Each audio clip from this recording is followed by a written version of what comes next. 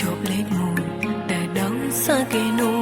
ទើបធ្វើឲ្យបងព្រួយបងប្រុសចិននឹងអូនព្រោះតែស្មុនខ្លាចអូនស្នេហ៍គេអូនស្រឡាញ់បងគឺស្រឡាញ់រហូតបេះដូងអូនតែងគិតមិនចង់ឲ្យចិត្តបងងាកអីបើបងស្នេហ៍អូនហើយសូមបងកុំតែស្រឡាញ់គេកុំកាច់កង់ដាក់គ្នាកុំតន់ស្មានថាអូនក្បត់មកកុំតន់បែកចិត្តពីអូនកុំតន់ឲ្យអោកង់គេកុំភ្លេចមនុស្សមកធ្វើក្បាលកុំមានគេចោលអូនស្នេហ៍ស្នងកុំប្រំតែគេអ្នកក្រៅធ្វើអូនស្នេហ៍យើងសៅមកសូមស្ងួនយល់ចិត្តអូនផងអារម្មណ៍អូនគ្មានអ្នកផ្សេងឡើយបើសិនអូនគ្មានរូបបងអូនរកក៏គ្មានន័យដែរមានតែជាម្ចាស់ចិត្តអូនគឺរូបស្មួយជាអ្នកចុងក្រោយពេលបងមានសង្សារថ្មីជាពេលស្រីឈឺអស្បើយបងចាំមើលទៅបងអើយអូននឹងស្រីបងសិនថ្ងៃក្បត់អូន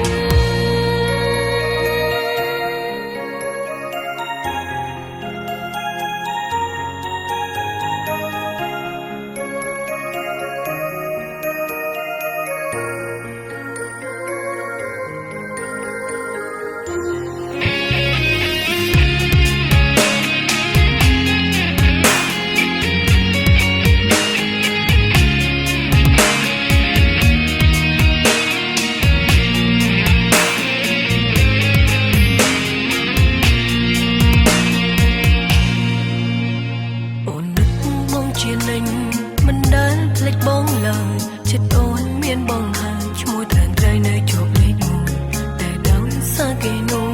ទើបធ្វើឲ្យបងព្រួយបងប្រុសចិននឹងអូនព្រោះតែស្មុនខ្លាចអូនស្នេហ៍គេអូនស្រឡាញ់បងគឺស្រឡាញ់រហូត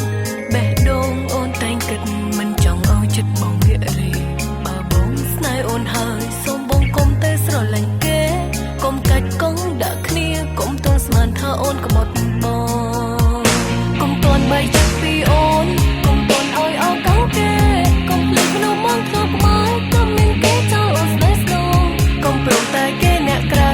ធ្វើអូនស្នេហ៍យើងសៅមកសូមស្ងួនយល់ចិត្តអូនផងអារម្មណ៍អូនគ្មានអ្នកផ្សេងឡើយបើសិនអូនគ្មានរូបបងអូនរកក៏គ្មានន័យដែរមានតែជាម្ចាស់ចិត្តអូនគឺរូបស្មួយជាអ្នកចុងក្រោយពេលបងមានសង្សារថ្មី